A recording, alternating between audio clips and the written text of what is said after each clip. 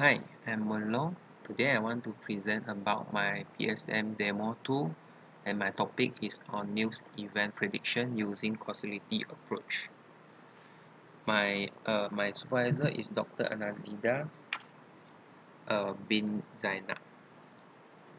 So for my PSM, my research question is the first research question is how to obtain useful information from news article which is related to South China Sea conflict. Uh, for this, I extract the causality pair using certain regular pattern.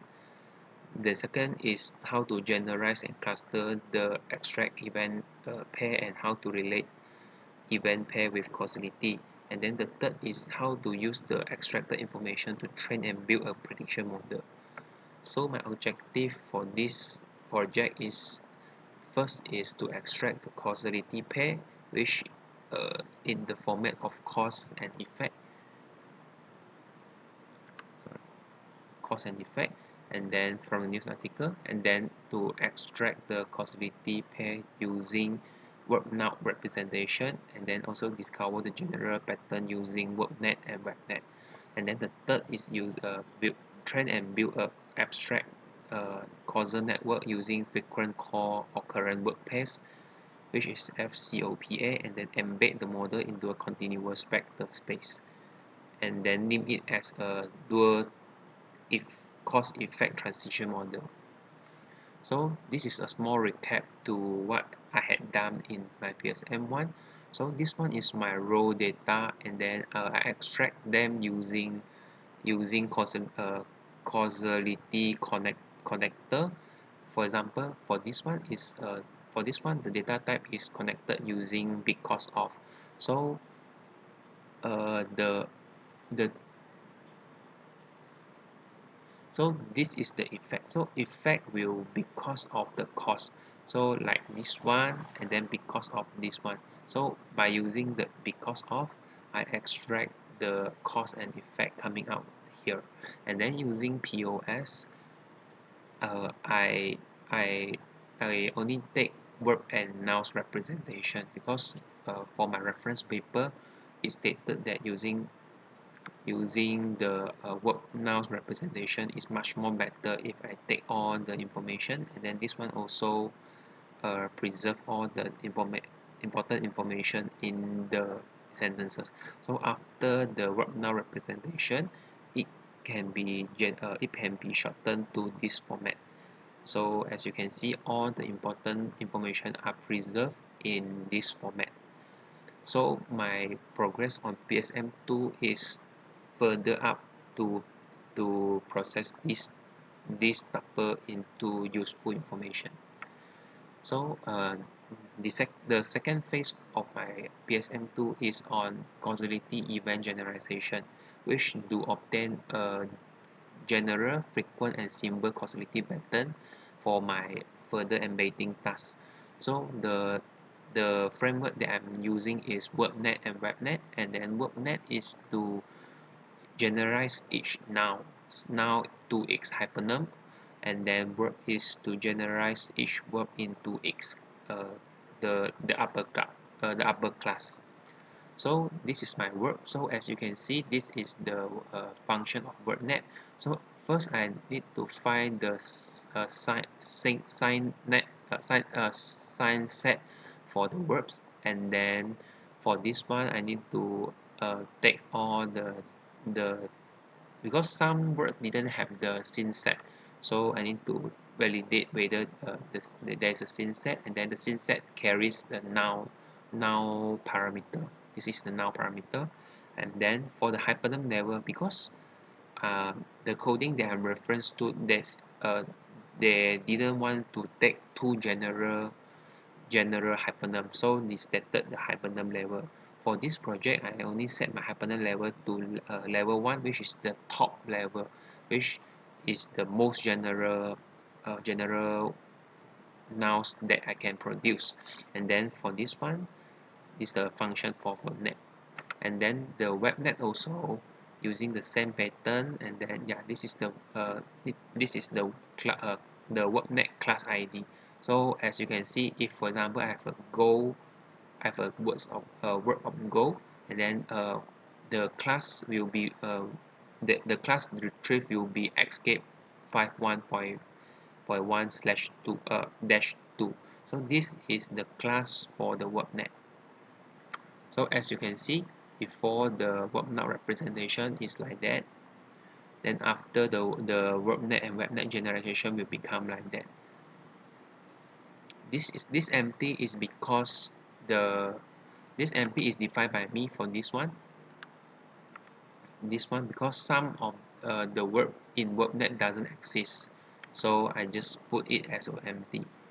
And then I've also found some problem is that because in Wordnet and Verbnet the word generalized is too general, and then like for example for this double cause and effect, it doesn't really link to each other.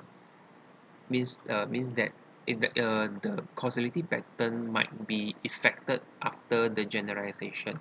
So this concern also raised by the other paper, which is newly published in 2019.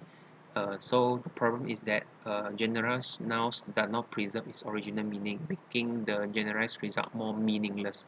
So as you can see from this one, it contains some causality pattern, but after generalize the causality pattern become meaningless and become getting lesser.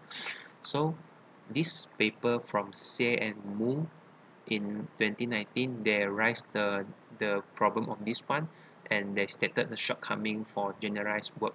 So it stated that the generalization is only depends on the availability of the knowledge resources, which is limited its applicability.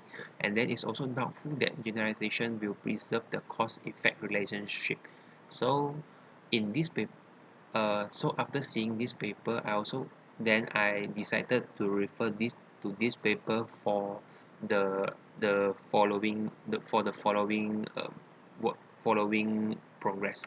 So in Say and Mu papers, they propose a causal embedding model which doesn't doesn't need to generalize the verbs. So for example, this is my cause, this is my effect. So as the same also verb and nouns representation. So this is my verb and noun, this is my verb and noun. So the first step, so the first base is the word embedding for this is the cause pair. This is a cause phrase, this is the effect phrase. So this is the word embedding. After the word embedding, the word after the word embedding, it will be categorized and calculate use for their in for their inner product in the and then categorize them into metrics. So this is the causal interaction score between the words. So and then in the paper they propose two strategy, which is the pairwise matching, and then this is the max matching. So the pairwise matching is actually they they assume that every pair in the model is treated as a positive pair, and then all the word pair is causality related. For the max matching, there if the if if the phrase pair is positive, and then they will locate the highest causality causal interaction score, and then they will mark it as a positive pair word pair, and then this word pair will represent the causality information from all the sentences.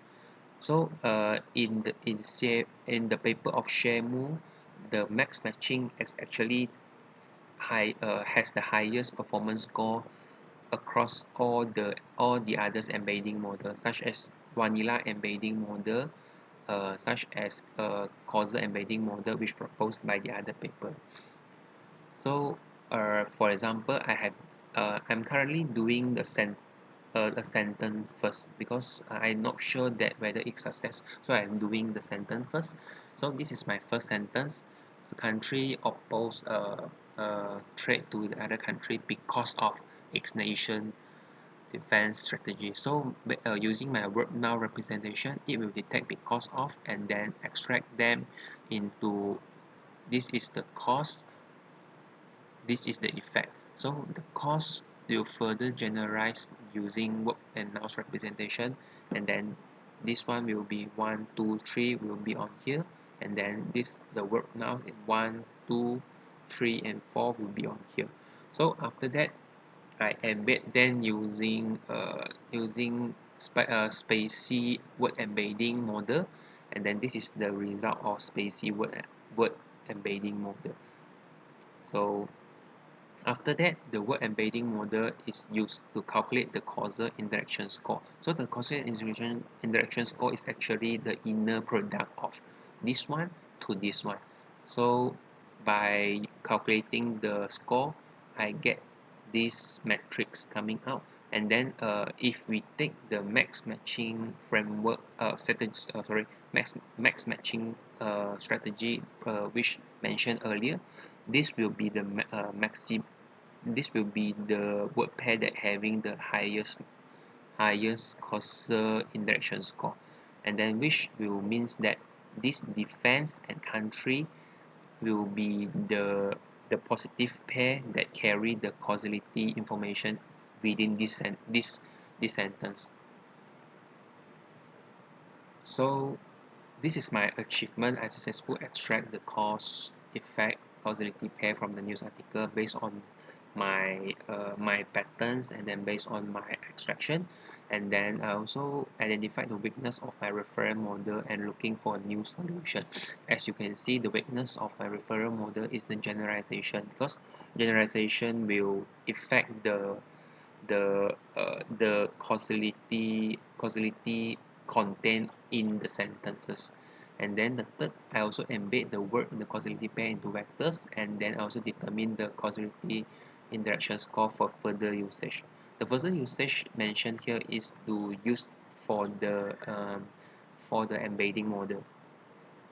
So the remaining progress is that I want to finish up my causal embedding model, which I need to convert the score into a probability score using sigmoid function, and then I also need to apply the focus loss function to it.